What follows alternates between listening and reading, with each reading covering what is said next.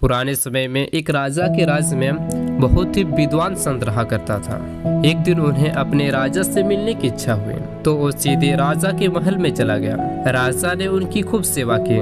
राजा की सेवा से खुश होकर संत ने जाते समय राजा को एक ताबीज दिया और कहा, जब आपको ऐसा लगने लगे कि आप किसी बड़ी मुसीबत में फंस गए हो और आपको कोई रास्ता नहीं दिख रहा है, सब कुछ खत्म हो गया है, तब आप इस ताबीज को खोल लेना। इसमें एक मंत्र लिखा हुआ है, इससे आपका काम हो जाएगा, लेकिन ध्यान रहे इसे सिर्फ बुरे समय में ही खोलना। राजा ने ताबीज को माथे पे लगाया और गले में पहन लिया। कुछ दिनों बाद पड़ोसी राजा ने उस राजा के राज्य पर आक्रमण कर दिया। शत्रुओं की संख्या काफी ज्यादा थी। राजा अकेला पड़ गया। नतीजा ये हुआ कि उसकी हार हो गई। राजा किसी तरह से अपनी जान बचाकर जंगल में भाग गया और वहाँ वो एक गुफा में छिप गया। गुफा में उसे दुश्मनों के सैनिकों के कदमों की आवाज सुनाई दे रही थी। तभी राजा को लगने लगा कि अब वो बुरी तरीके से फंस गया है, शायद अब सब कुछ खत्म हो गया है, अब सैनिक उसे बंदी बना लेंगे। तभी राजा को संत की दी हुई ताबीज याद आई।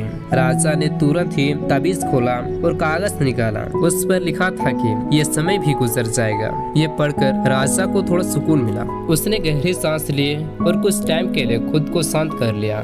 कुछ देर बाद राजा ने देखा कि अब सैनिकों की कदमों की आवाज कम होने लगी है। सैनिक उस जगह से काफी दूर निकल गए हैं। राजा तुरंत ही गुफा से बाहर निकला और अपने राज्य में दोबारा से वापस चला गया और इस तरह से उस राजा की जान बच गई। जीवन में अच्छे दिन हो या बुरे दिन हमेशा नहीं रहते। तो खुश और दुख ये दोनों ही तरह के समय में ये बात हमेशा याद रखनी चाहिए। ये समय भी गुजर जाएगा।